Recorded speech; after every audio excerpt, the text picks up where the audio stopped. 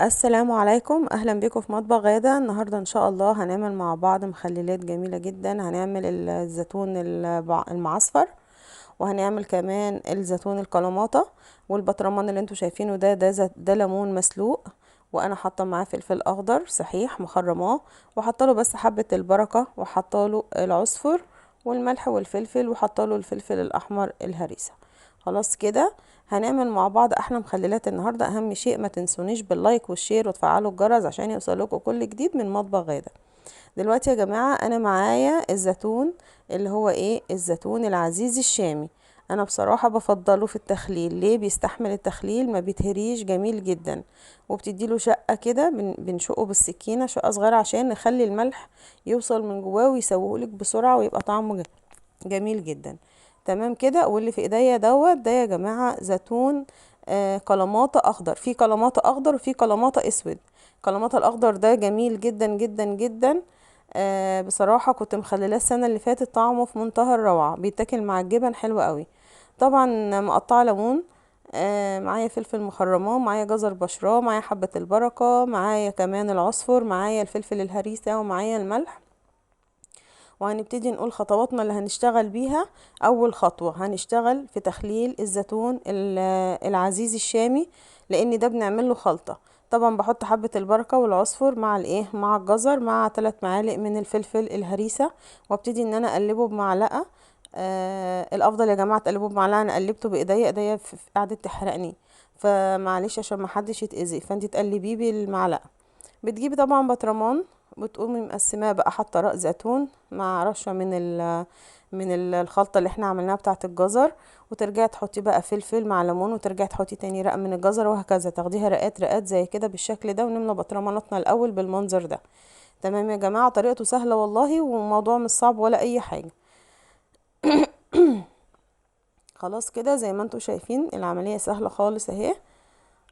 بعد ما بنجهز البطرمانات بتاعتنا بالشكل ده، بقوم جايبه زيت. بحط لكل بطرمان معلقتين زيت او 3 معالق زيت بالكتير، ما تكتريش خلاص. وبجيب لكل بطرمان 3 ليمونات بس بعصرهم، لاني انا كل ما بزود في عصر الليمون كل ما هتهري الزيتون، مش هيعيش معاكي لحد اخر السنه. في ناس كتيره بتشتكي ان الزيتون بتاعها بيتهري ليه؟ لانها بتعصر كميه ليمون كتيره جدا. تقولك على كل كيلو ليمون نص كيلو، كل كيلو زيتون نص كيلو ليمون، فكتير جدا يا جماعه. هو كفايه على البطرمان 3 ليمونات، وانا كمان مقطعه ليمون بالنص، فهو كده كده هيديكي طعمه وهيديكي اللي انت عايزاه. طبعا بتجيبي الملح والميه وتدوبيهم مع بعض، ولازم يكون حدق الحاجه كويس جدا. لما تيجي تدوقيها هتلاقيها حادقه شويه، بلاش تبقى الحاجه دلع عشان هتاثر لك على التخليل.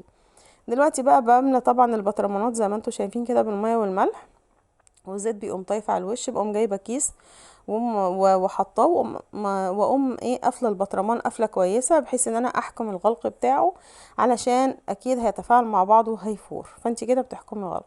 دلوقتي بقى الخطوه التانية والحلوه والسهله، ان انا هعمل زيتون الكلاماتا بكل سهوله. زيتون الكلاماتا برضو بشقه زي ما شقيت الزيتون العزيزي، وطبعا كلنا عندنا ازايز ميه.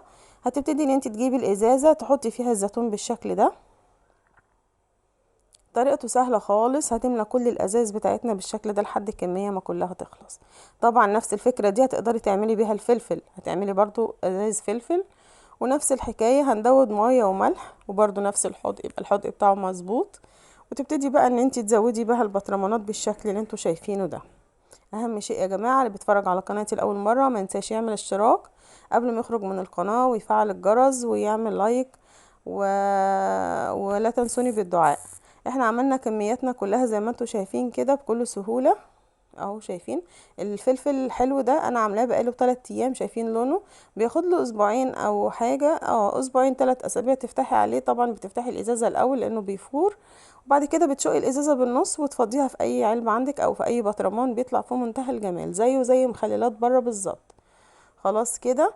وطبعا زي ما وريتكم قبل كده الليمون المخلل بتاعي اللي انا عاملاه ده مسلوق، بسلقه وببتدي ان انا اغير عليه الميه لمده 3 ايام. بعد كده بحطه في بطرمان مع حبه البركه، مع عصفر، مع فلفل اللي هو الهريسه، مع الفلفل المخرم، وتحطيهم في بطرمان بالشكل ده. وما شاء الله ده بتاكلي منه على طول، مفيش 3 ايام وتاكلي منه. اهم شيء ما تنسوناش باللايك والشير وتفعلوا الجرس عشان يوصلكوا كل جديد في مطبخ غاده.